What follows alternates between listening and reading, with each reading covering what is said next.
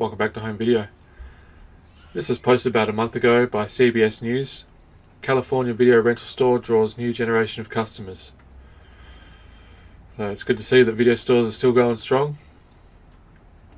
Well, I wouldn't say they're going strong, they're hanging on by a thread. Barely.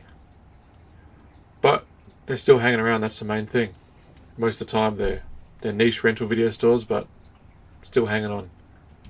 Video rental stores may seem like ancient history nowadays, but one California shop is surviving the test of time. The Video Wave in San Francisco has been drawing in a new generation of customers who are embracing the old way of movie rentals.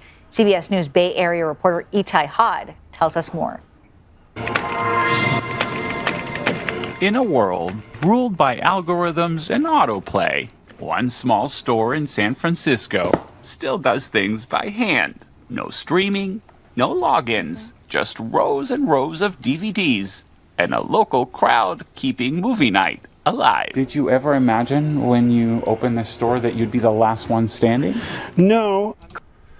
I went to Europe a few years ago to see if there were any video stores still standing, and it was slim pickings.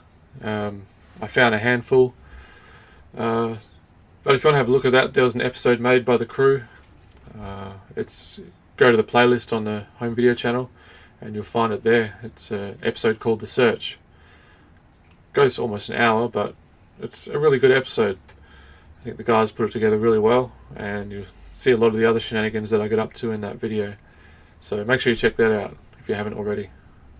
Colin Hutton is the owner of Video Wave, believed to be the last remaining video store in San Francisco. For years, he thought the final credits were about to roll. There's been many moments where I wouldn't survive it. The trouble started around 2008, when streaming took over and video stores began to fade to black. I understand his pain. I do. I remember having the video store and the decline in the sales and the decline in the customer base, especially when the streaming services started to rise in popularity. It was dark times. It's dark times. But here we are, and in 2025 they're still hanging about. But then something unexpected happened.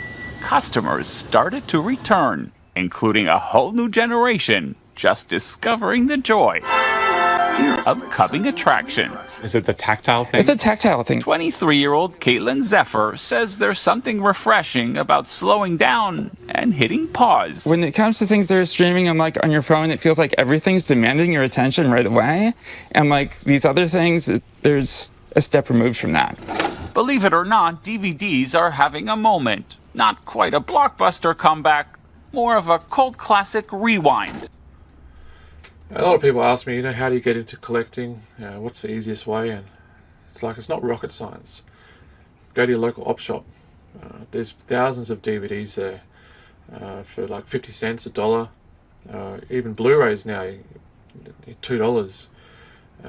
10 years ago you'd pay, well, you still do brand new, you pay $20, $30 for a Blu-ray, but here are some that I picked up the other day. This is a VHS, Night Watch. Never heard of this movie before.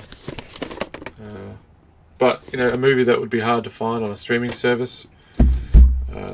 This is one of George Lucas's, well, it's his first feature film, THX 1138.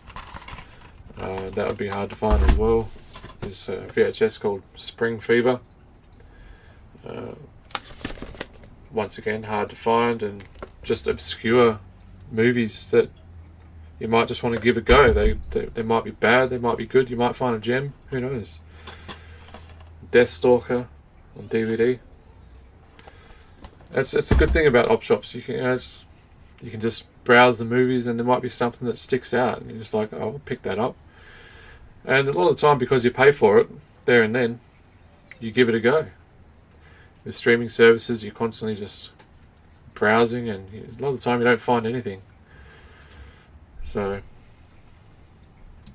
while overall DVD sales dropped last year, 4K editions jumped 10% and collector versions climbed 25%. And that's the other good thing with the technology nowadays, having a lot of your favourite movies remastered in high definition.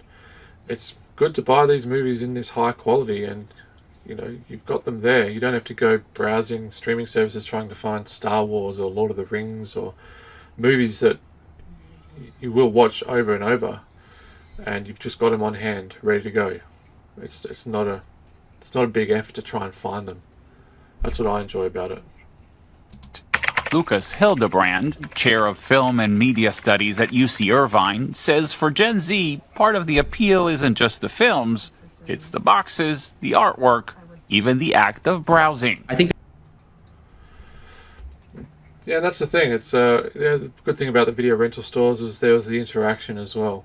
One of our subscribers, Strictly Sega, recommended a film to me the other day called The Greasy Strangler.